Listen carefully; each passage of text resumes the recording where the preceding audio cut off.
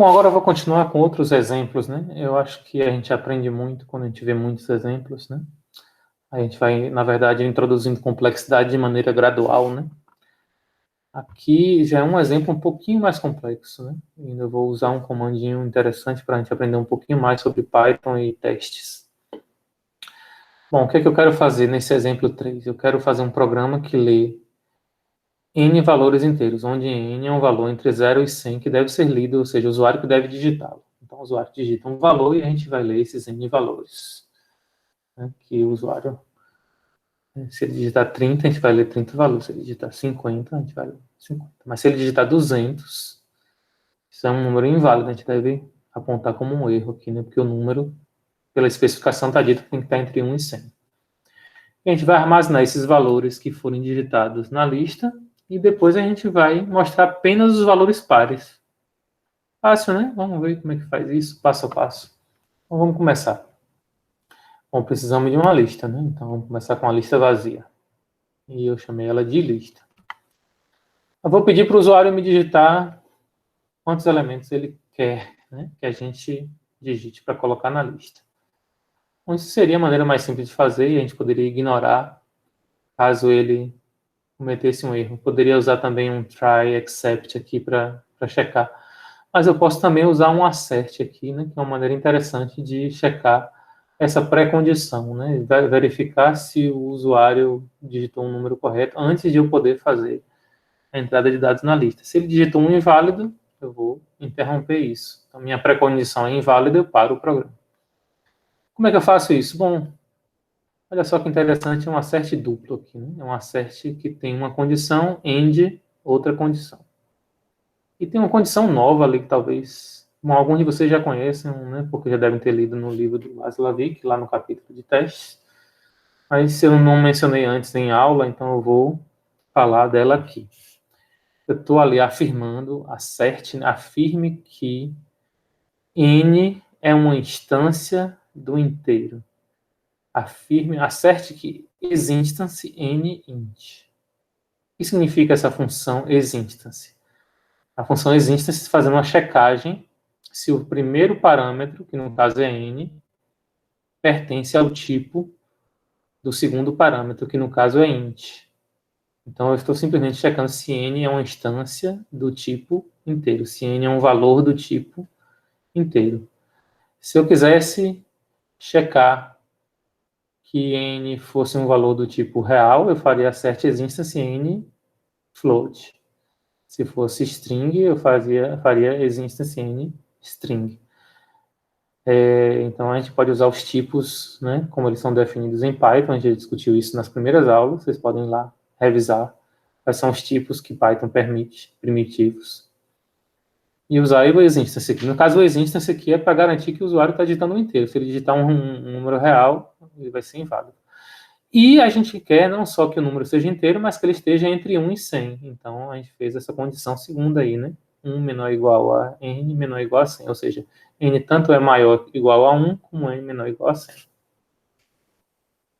Bom, então, esse nosso assert está feito. Isso é só um parêntese, na verdade, permitiu a gente entender um pouquinho mais de asserts e praticar um pouquinho mais dessa ideia. Mas vamos lá, vamos voltar ao nosso ponto original, que é nosso programa vai ler n valores, vai armazená-los na lista e depois vai mostrar só os pares. Então, bom, ler n valores vocês já sabem, né?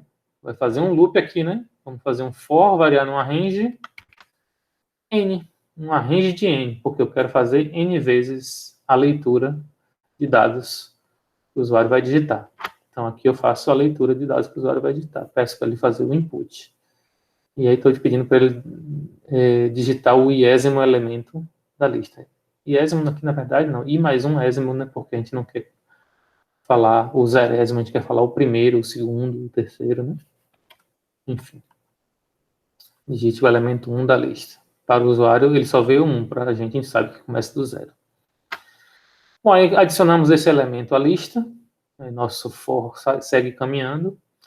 E vai colocar todos os elementos. Ao final, essa lista está com todos os elementos guardados na memória.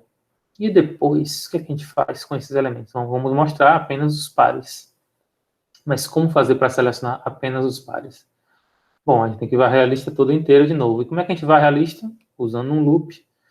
No caso aqui, um loop pode ser de duas formas, ou o loop na range ou o loop com for each. Vamos fazer primeiro o loop na range. Então, para o i variando na faixa, né, de 0 até n-1, né, o nosso range n, né, a gente vai pegar o lista i, né, lista colchete i, vai checar esse elemento, cada um dos elementos, porque esse loop vai iterar do 0 até o n-1. Vai checar se o lista i, se esse valor que está guardado em lista na posição i é par. Como é que a gente faz isso? É só pegar a variável, tirar o resto da divisão por 2. Se esse resto for 0, tá, porque é par. Faz o print da lista i.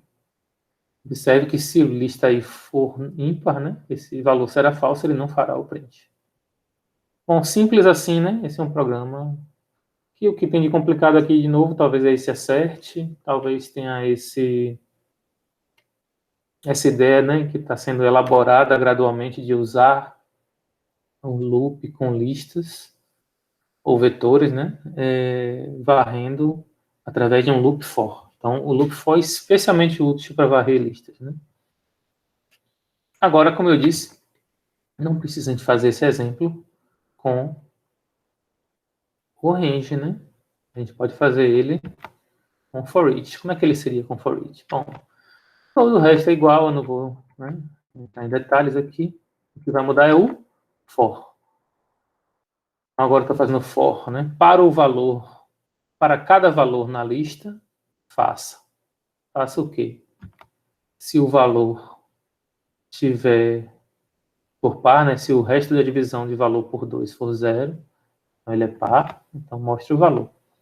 Observe que é muito mais leve, né, a leitura desse loop do que esse formato anterior. Talvez é mais fácil de aprender com o range, né? Mas olha só a leitura, né? Para cada i na faixa, né, de 0 a n-1, se a posição i na lista for um número par, então mostre o elemento que está na posição i. Enquanto que aqui, nesse segundo for each, é muito mais fácil, né, da gente ler, né? Para cada valor na lista, se o resto da divisão do valor por 2 for 0, se eu sei se ele é par, mostre simplesmente o valor. Então, olha só que vantagem é o for each. E a gente usa isso sempre. A gente usa isso com listas, a gente usa isso com tuplas, a gente usa isso com dicionários, a gente usa com outras estruturas mais sofisticadas que a gente vai ver no futuro. Bom, eu vou parar por aqui com esse exemplo 3 e vou deixar os outros exemplos para um próximo vídeo. Mas isso aqui é um bom momento que vocês podem experimentar esses programas que a gente fez e vê-los rodando, alterá-los um pouquinho, mexer com eles e ver o que muda ao fazer pequenas alterações, certo? E aí vocês praticarem essa ideia de loops e usar loops para iterar sobre listas.